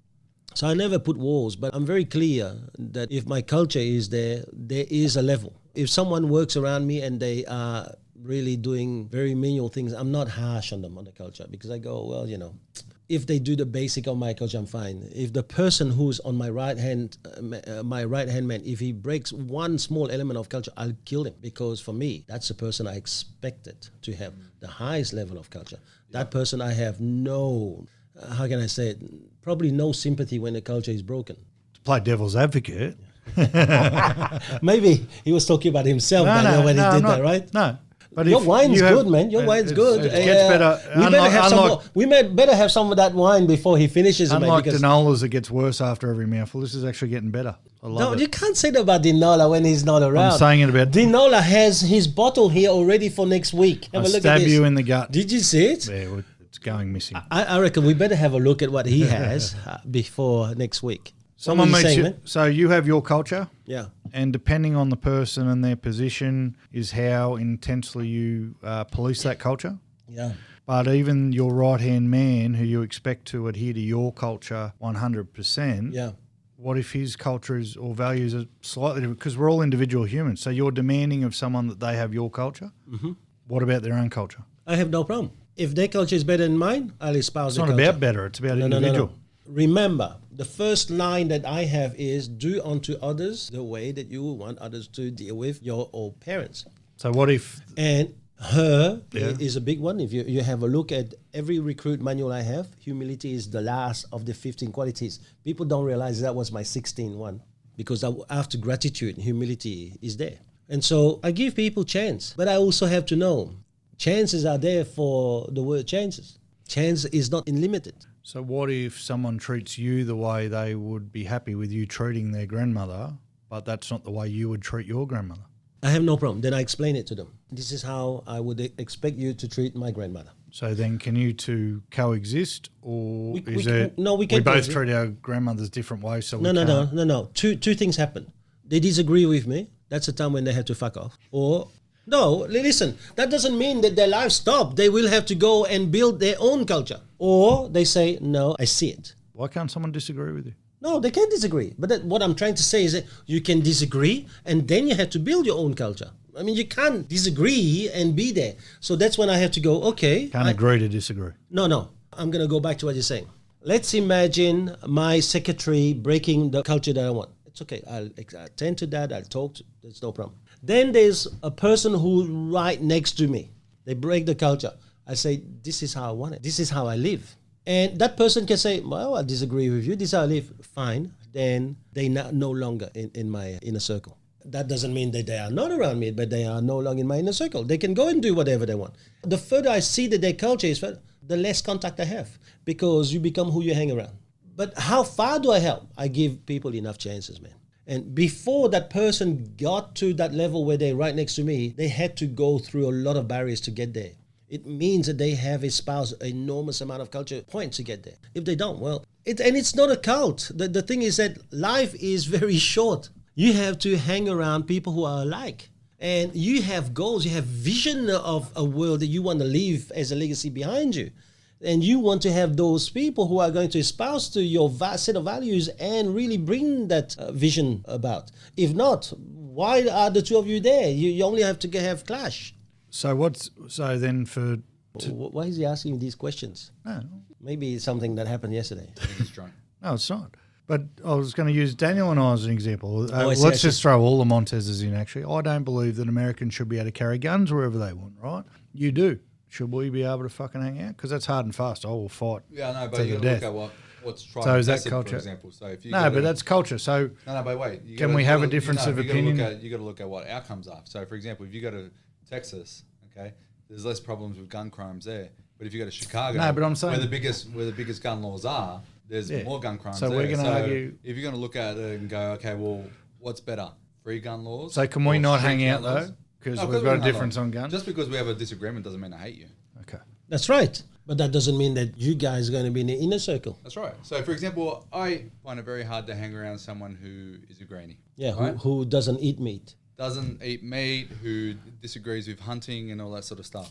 Who disagree with? Isn't that like a Catholic saying, I won't hang around someone who's gay? It could possibly be as well, you know. But no, that's not true, because I've seen gay people in my wife's church, which they're all accepting of them anyway, and it's just an understanding what that is, and that's it. But I couldn't talk about what I love with regards to hunting and all that with someone who doesn't like hunting and all that, because that's what I do. I enjoy doing that. I enjoy foraging, hunting meat and cooking it and prepping it and putting it all together and enjoying it all. You camel killing bastard. Yeah. Where the fuck is Scott Morrison? But But, you know, but then there's, okay, this is a best example. Like, then there's people who just don't understand. Like, for example, they don't want to see camels be killed, but they don't understand by having camels around, they're possibly killing all other native animals by them being there. You know what I mean? So the cull needs to happen so other native animals can actually I thrive. think camel's delicious. It is delicious. It's delicious. I haven't eaten it.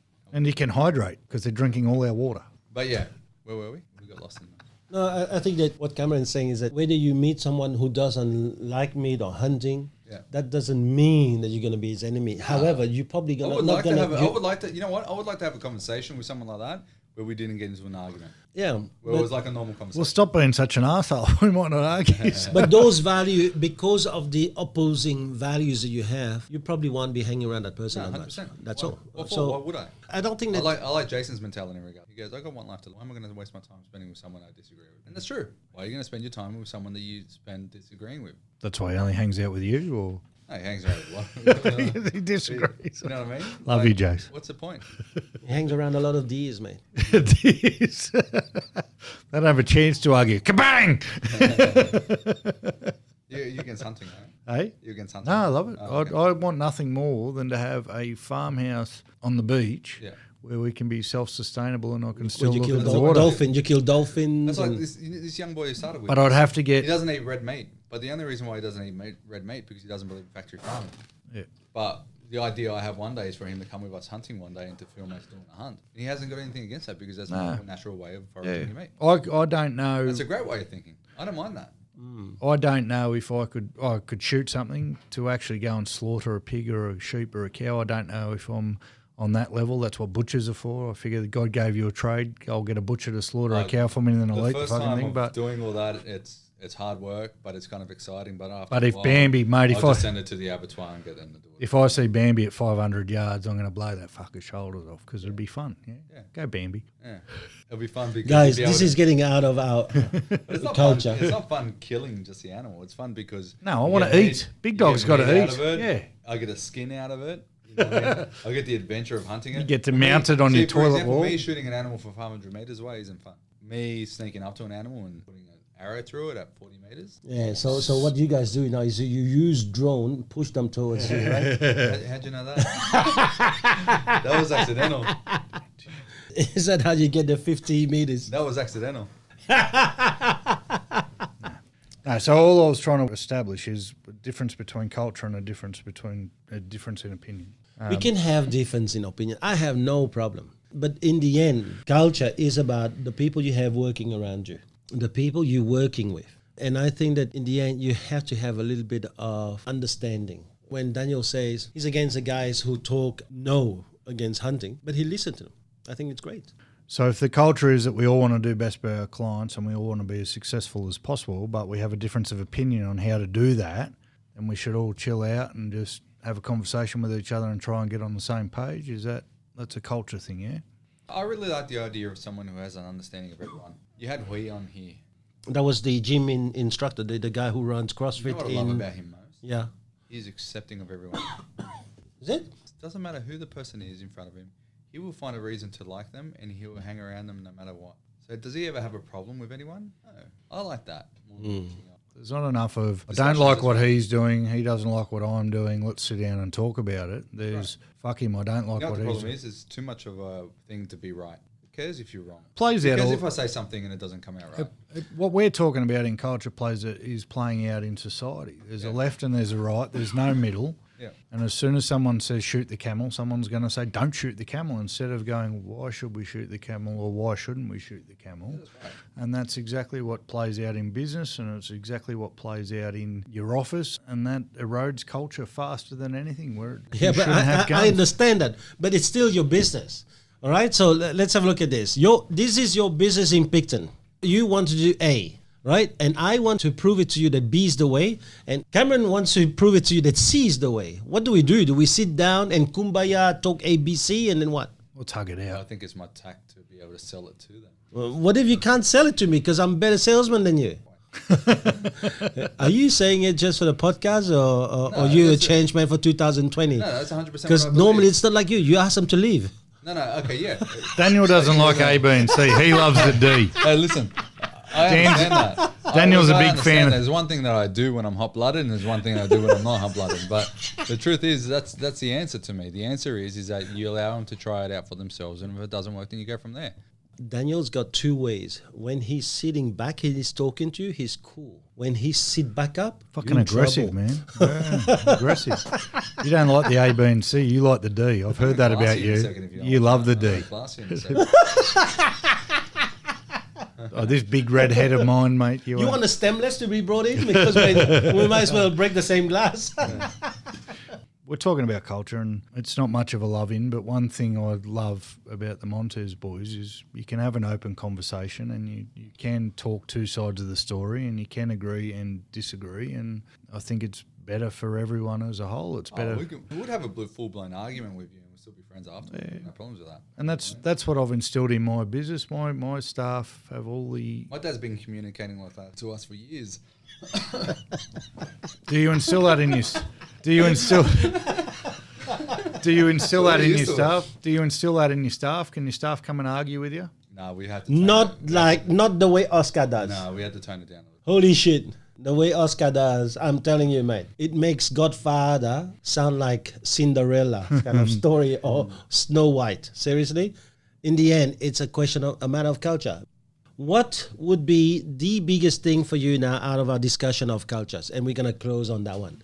what to you is the most important thing? I understand her, right? So I understand humility, I understand excellence and respect. But what, beside those 3 points, is the most important point that you guys got in terms of culture? Understand and accept that you are the culture. You, the leader, or you, everyone? You, everyone. I meant to touch on this before. We talked last week about lead yourself, which we asked where are all the leaders in the country and this and that. If someone's not leading you, you have to lead yourself. But if we're talking about leaders and where is the culture, understand that you are the culture. Whatever you've got in front of you is being created by you. Take ownership of it. If you want that to change, then change your fucking self. Okay. I honestly feel that you have to be honest with yourself. Like, I like being that salesperson that pushes you because of my arrogance. So what I say will give you the shit, so it means you're going to be better than me, right? So I like that. I like that style of being a salesperson. But that doesn't work being a leader. You're only a benchy. Huh? Oh, sorry. Yeah. So that doesn't work, right? So for me, what I think is that you have to understand that your actual job is to actually lead people to be better. To me, boys, when you set up your business, do you remember the line I said? Treat others the way you would want others to treat your old parents. Your old parents. And my parents are 80 and 90. Think of your business as if you were the old parents. How would you want to be treated? That should be the culture. Amen. Kumbaya. Love you all. Love you all. Americans Thank you so shouldn't much, have guns. boys, for being Thank you for around having here. me. Hunting is for grubs. No, it isn't. No. I actually want to do a podcast on hunting, boys. Oh, we'd love to. I You get all the brothers together? I want to have the 3 brothers, Yep. and I'm going to give you hell. Actually, Cameron and I, we're going to You give should you get hell. Charlotte in on this because Charlotte doesn't like hunting. Okay, She talked to And me you about don't the burn camel me. thing before. You know what's funny, bro? We'll be I able to don't- change our culture in a second. I don't need to embarrass you on an internationally broadcast Are you talking about that? podcast, but she fucking roped you in. Who? So good, Charlotte, by Oh, she was posting doing it on that. purpose. By yeah. She fucked you, bro. She posted that camel Yeah, thing, I was looking and at then that, just watched you blew up, and all I'm thinking is, What was the other thing that she had? What was the other thing that Chad had? All the Montes. He Yeah. was laughing. What was that thing? That was the one with the the teacher teaching the kids to be vegan. and then Ali got involved with it. And then Bronte got on, mate. Who's Bronte? Troy's daughter. Yeah, Bronte she got onto it is as the well. Minister of Teaching. The Minister for Finance, yes. Okay, The I won't say 19-year-old anything. with 0 children living at home with their parents telling everyone else how to live their, treat their kids. All right. Let's But that's why I believe people who aren't married and haven't got kids shouldn't be voting. Now, Greta Thunberg is an awesome human. All right, boys. We're gonna stop this. This is way beyond the culture. That's why Charlotte Thank you shouldn't so vote. much for being here, boys. Charlotte can't drive, We'll let talk alone next vote. week. See you, boys. Thank Thank you, you very mate. much. Goodbye. Thank you for Thank having you. me. Bye. Bye-bye.